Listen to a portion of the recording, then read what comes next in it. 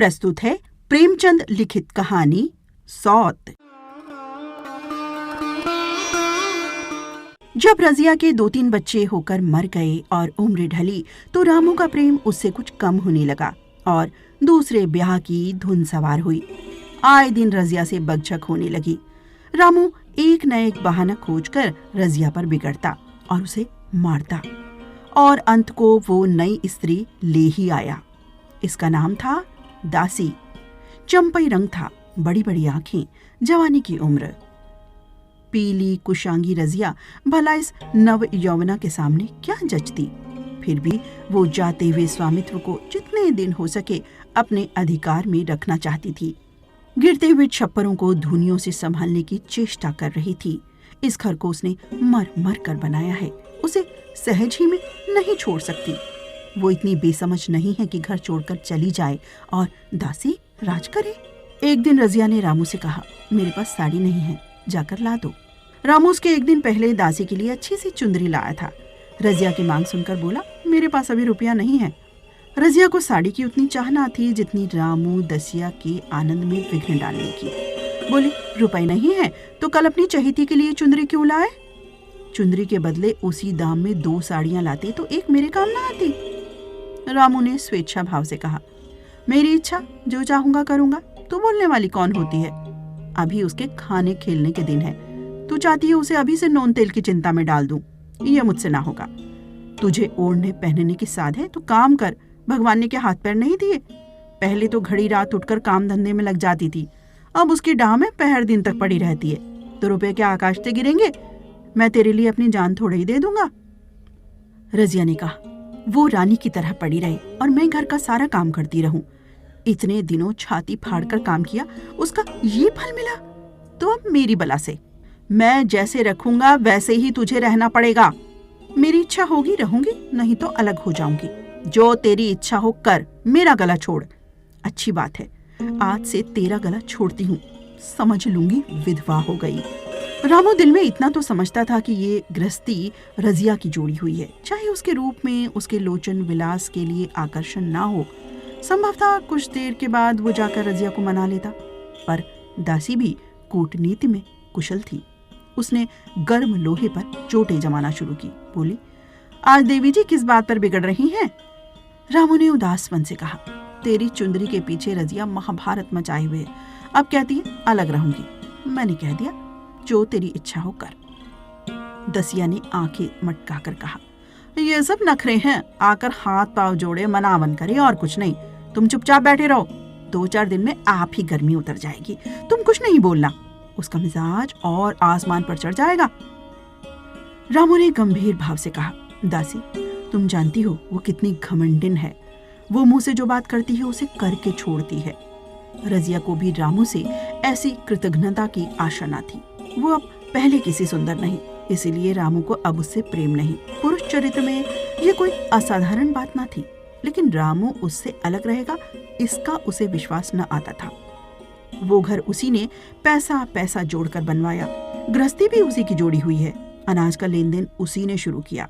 इस घर में आकर उसने कौन कौन से कष्ट नहीं झेले, इसीलिए तो कि पौरुख थक जाने पर एक टुकड़ा चैन से खाएगी और पड़ी रहेगी। और आज वो इतनी निर्दयता से दूध की मक्खी की तरह निकालकर फेंक दी गई। रामू ने इतना भी नहीं कहा कि तू अलग नहीं रहने पाएगी, मैं या खुद मर जाऊंगा या तुझे मार डालूंगा, पर तुझे अलग ना होने दूंगा। तुझसे मेरा ब्याह हुआ है, हंसी ठट्टा नहीं। तो जब रामू को उसकी परवाह नहीं है तो वो रामू की परवाह क्यों करे? क्या सभी स्त्रियों के पुरुष बैठे होते हैं? सभी के माँ बाप बेटे पोते होते हैं? आज उसके लड़के जीते होते तो मजाल थी कि वो नई स्त्री लाते और मेरी ये दुर्गति करते। इस निर्दयी को मेरे ऊपर इतनी भी दया ना आई। नारी हृदय की सारी परवशता इस अत्याचार से विद्रोह करने लगी। यही आग जो मोटी लकड़ी को स्पर्श भी नहीं करती, फूस को जलाकर भस्म कर देती है। दूसरे दिन रजिया एक दूसरे गांव में चली गई। उसने अपने साथ कुछ न लिया। जो साड़ी उसकी देह पर थी वही उसकी सारी संपत्ति थी। विधाता ने उसके बालकों को पहले ही छीन लिया था, आज घर भी छीन लिया। रामू उस समय दासी के साथ बैठा हुआ आमोद विनोद कर रहा था। रजिया को जाते देखकर शायद ये न समझ सका कि वो चली जा रही है। रजिया ने यही समझा। इस तरह चोरों की भांति वो नहीं जाना चाहती थी। वो दासी को, उसके पति को, सारे गांव को दिखा देना चाहती थी कि वो इस घर से धीले की भी चीज नहीं ले जा रही है। गांव वालों की दृष्टि में रामू का अपमान करना ही उसका लक्ष्य था। उसके चुपचाप चले जाने से तो कुछ भी नहीं होगा। रामू उल्टा सबसे कहेगा, रजिया घर की सारी संपदा उठा ले गई। उसने रामू को पुकार कर कहा, संभालो अपना घर, मैं जाती हूँ। तुम्हारे घर की कोई भी चीज अपने साथ नहीं ले जाती। रामू एक क्षण के लिए कर्तव्य भ्रष्ट हो गया। क्या कहे, उसकी समझ में नहीं आया। उसे आशा न थी कि वो यूं जाएगी। जब वो घर ढोकर ले जाने लगेगी तब वो गांव वालों को दिखाकर उनकी सहानुभूति प्राप्त करेगा। अब क्या करे? दसिया बोली, जाकर गांव में ढिंडोरा पीटाओ, यहाँ किसी का डर नहीं है। तुम अपने घर से लाई ही क्या थी जो कुछ लेकर जाओगी? रजिया ने उसके मुंह न लगकर रामू से ही कहा, सुनते हो अपनी चहेती की बातें, फिर भी मुंह नहीं खुलता। मैं तो जाती हूँ, लेकिन दसो रानी, तुम भी बहुत दिन राज न करोगी। ईश्वर के दरबार में अन्याय नहीं फलता। वो बड़े बड़े घमंडियों का घमंड चूर कर देते हैं। दसिया ठट्टा मार कर हंसी, पर रामू ने सिर झुका लिया। रजिया चली गई। रजिया जिस नए गांव में आई थी वो रामू के गांव से मिला ही हुआ था, अतएव यहाँ के लोग उससे परिचित थे। वो कैसी कुशल गृहिणी है, कैसी मेहनती, कैसी बात की सच्ची, यहाँ किसी से न छुपा था। रजिया को मजूरी मिलने में कोई बाधा न हुई। जो 1 से लेकर 2 का काम करे, उसे काम की क्या कमी। 3 साल रजिया ने कैसे काटे, कैसे एक नई गृहस्थी बनाई, कैसे खेती शुरू की, इसका बयान करने बैठे तो पोथी हो जाए। संचय के जितने मंत्र हैं, जितने साधन हैं, वो रजिया को खूब मालूम थे। अब फिर उसे लाग हो गई थी, और लाग में आदमी की शक्ति का वारापार नहीं रहता। गांव वाले उसका परिश्रम देखकर दांतों तले उंगली दबाते थे। वो रामू को दिखा देना चाहती थी कि मैं तुमसे अलग होकर भी आराम से रह सकती हूँ। वो अब पराधीन नारी नहीं है, अपनी कमाई खाती है। रजिया के पास बैलों की एक अच्छी जोड़ी है। रजिया उन्हें केवल खली भूसी देकर नहीं रह जाती, रोज 2-2 रोटियां भी खिलाती है। फिर उन्हें घंटों सहलाती। कभी कभी उनके कंधों पर सर रखकर रोती है और कहती है, अब बेटे हो तो, पति हो तो तुम ही हो। मेरी जान अब तुम्हारे साथ ही है। दोनों बैल शायद रजिया की भाषा और भाव समझते थे। वो मनुष्य नहीं, बैल हैं। दोनों बैल सिर नीचा करके रजिया का हाथ चाटकर उसे आश्वासन देते। वो उसे देखते ही कितने प्रेम से उसकी ओर ताकने लगते हैं, जी तोड़ काम करते हैं। ये वो लोग समझ सकते हैं जिन्होंने बैलों की सेवा की है और उनके हृदय को अपनाया है। रजिया इस गांव की चौधराइन है। उसकी बुद्धि जो पहले नित्य आधार खोजती रहती थी और स्वच्छंद रूप से अपना विकास न कर सकती थी, अब छाया से निकलकर प्रौढ़ और उन्नत हो गई है। एक दिन रजिया घर लौटी तो एक आदमी ने कहा, तुमने सुना नहीं चौधराइन, रामू तो बहुत बीमार है। सुना है 10 लंघन हो गए हैं। रजिया ने उदासीनता से कहा, जूड़ी है क्या? जूड़ी नहीं, कोई दूसरा रोग है। बाहर खाट पर पड़ा था, मैंने पूछा कैसा है रामू, तो रोने लगा। बुरा हाल है, घर में एक पैसा भी नहीं कि दवा दारू करे। दसिया के एक लड़का हुआ है, वो तो पहले भी काम धंधा ना करती थी और अब तो लड़कोरी है, कैसे काम करने आए। सारी मार रामू के सर जाती है। फिर गहने चाहिए, नई दुल्हन यूं कैसे रहे। रजिया ने घर में जाते हुए कहा, जो जैसा करेगा आप भोगेगा। लेकिन अंदर उसका जी ना लगा। वो एक क्षण में फिर बाहर आई। शायद उस आदमी से कुछ पूछना चाहती थी और इस अंदाज से पूछना चाहती थी कि मानो उसे कुछ परवाह ही नहीं है। पर वो आदमी चला गया था। रजिया ने पूरब पश्चिम जा जाकर देखा, वो कहीं नहीं मिला। तब रजिया द्वार की चौखट पर बैठ गई। उसे वो शब्द याद आए जो उसने 3 साल पहले रामू के घर से चलते समय कहे थे। उस वक्त जलन में उसने वो शाप दिया था। अब वो जलन ना थी, समय ने उसे बहुत कुछ शांत कर दिया था। रामू और दासी की हीनावस्था अब ईर्ष्या के योग्य नहीं, दया के योग्य थी। उसने सोचा, रामू को 10 लंघन हो गए हैं तो अवश्य ही उसकी दशा अच्छी ना होगी। कुछ ऐसा मोटा ताजा तो पहले भी ना था। 10 लंघन ने तो बिल्कुल ही खुला डाला होगा। फिर इधर खेती बाड़ी में भी तो टोटा ही रहा, खाने पीने को भी ठीक ठीक ना मिला होगा। पड़ोस की एक स्त्री ने आग लेने के बहाने आकर पूछा, सुना है रामू बहुत बीमार है, जो जैसी करेगा वैसी पाएगा। तुम्हें इस बेदर्दी से निकाला कि कोई अपने बैरी को भी ना निकालेगा। रजिया ने टोका, नहीं दीदी, ऐसी कोई बात ना थी, वो तो बेचारे कुछ बोले ही नहीं। मैं चली तो सर झुका लिया। दसिया के कहने में आकर वो चाहे कुछ कर बैठे हों, यो मुझे कभी कुछ नहीं कहा। किसी की बुराई क्यों करूं? फिर कौन मर्द ऐसा है जो औरतों के बस में नहीं हो जाता? दसिया के कारण उनकी ये दशा हुई है। पड़ोसिन आग ना मांग मुंह फेर कर चली गई। रजिया ने कलसा और रस्सी उठाई और कुएं पर पानी खींचने गई। बैलों को सानी पानी देने की बेला आ गई थी, पर उसकी आंखें उस रास्ते की ओर लगी हुई थी जो मलसी यानी रामू के गांव को जाता था। कोई उसे बुलाने अवश्य आ रहा होगा। नहीं, बिना बुलाए वो कैसे जा सकती है? लोग कहेंगे आखिर दौड़ी आई ना। मगर रामू तो अचेत पड़ा होगा, 10 लंघन थोड़े नहीं होते, उसकी देह में था ही क्या?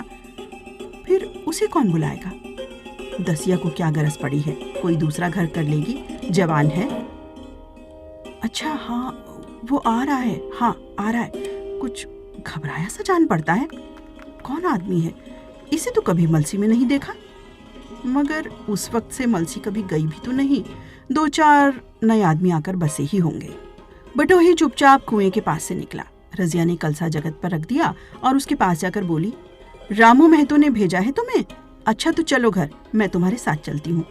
नहीं, अभी मुझे कुछ देर है, बैलों को सानी पानी देना है, दिया बत्ती करनी है। तुम्हें रुपए दे दूं, जाकर दसिया को दे देना, कह देना कोई काम हो तो बुला भेजे। बटोही रामू को क्या जाने, किसी दूसरे गांव का रहने वाला था। पहले तो चकराया, फिर समझ गया, चुपके से रजिया के साथ चला गया और रुपए लेकर लंबा हुआ। चलते चलते रजिया ने पूछा, अब क्या हाल है उनका? बटोही ने अटकल से कहा, कुछ तो संभल रहे हैं।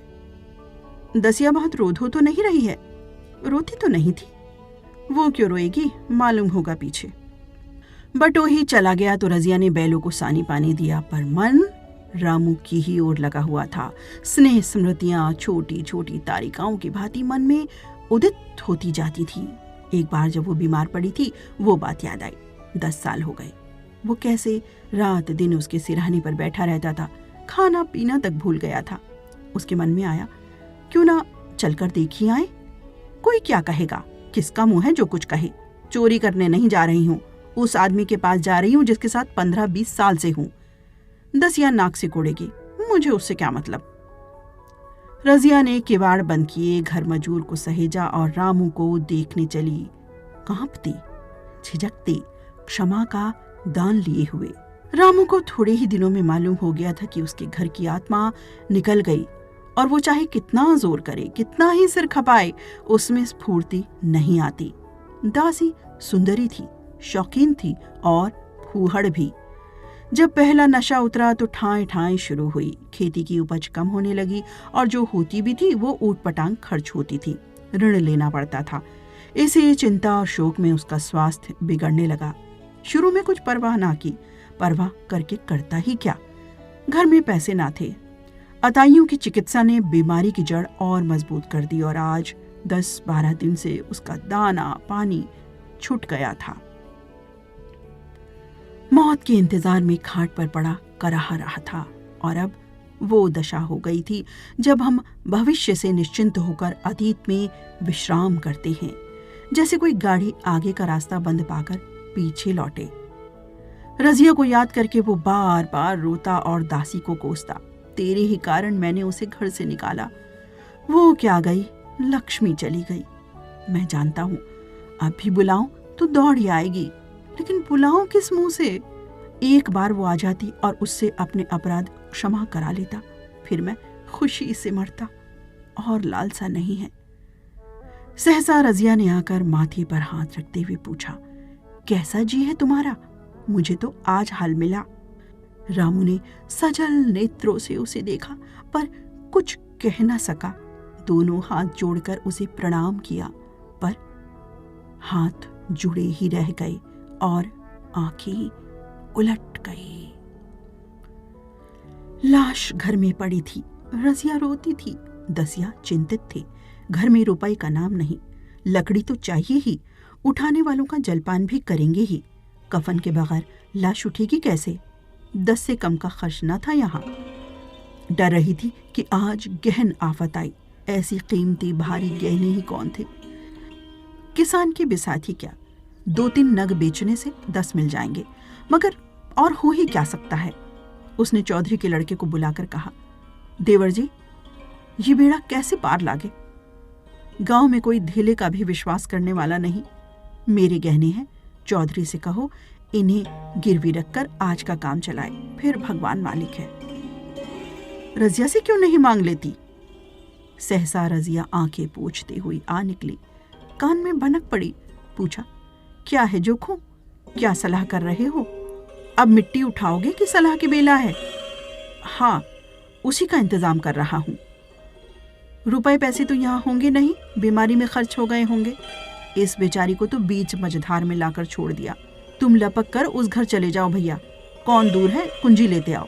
मंजूर से कहना भंडार से 50 रुपए निकाल दे, कहना ऊपर की पटरी पर रखे हैं। वो तो कुंजी लेकर उधर गया, लेकिन दसिया राजू के पैर पकड़कर रोने लगी। बहनापे के ये शब्द उसके हृदय में बैठ गए। उसने देखा रजिया में कितनी दया है, कितनी क्षमा है। रजिया ने उसे छाती से लगाकर कहा, क्यों रोती है बहन? वो चला गया, मैं तो हूं, किसी बात की चिंता ना कर। इसी घर में हम और तुम दोनों उसके नाम पर बैठेंगी। मैं वहां भी देखूंगी, यहाँ भी देखूंगी। धाब्बर की बात ही क्या। कोई तुमसे गहने मांगे तो मत देना। दसिया का जी होता था कि सर पटक पटक कर मर जाए। इसे उसने कितना जलाया, कितना रुलाया और घर से निकाल छोड़ा। रजिया ने पूछा, जिस जिसके रुपए हो सूरत करके मुझे बता देना, मैं झगड़ा नहीं चाहती। बच्चा दुबला क्यों हो रहा है? दसिया बोली, मेरे दूध होता ही नहीं। गाय जो तुम छोड़ गई थी वो मर गई, दूध नहीं मिलता। राम राम, बेचारा मुरझा गया है। मैं कल ही गाय लाऊंगी, सभी गृहस्थी उठा लाऊंगी। वहां क्या रखा है? लाश से उठी। रजिया उसके साथ गई। दाह कर्म किया, भोज हुआ। कोई 200 रुपए खर्च हो गए, किसी से मांगने ना पड़े। दसिया के जौहर भी इस त्याग की आंच में निकल आए। विलासिनी सेवा की मूर्ति बन गई। आज रामू को मरे 7 साल हुए हैं।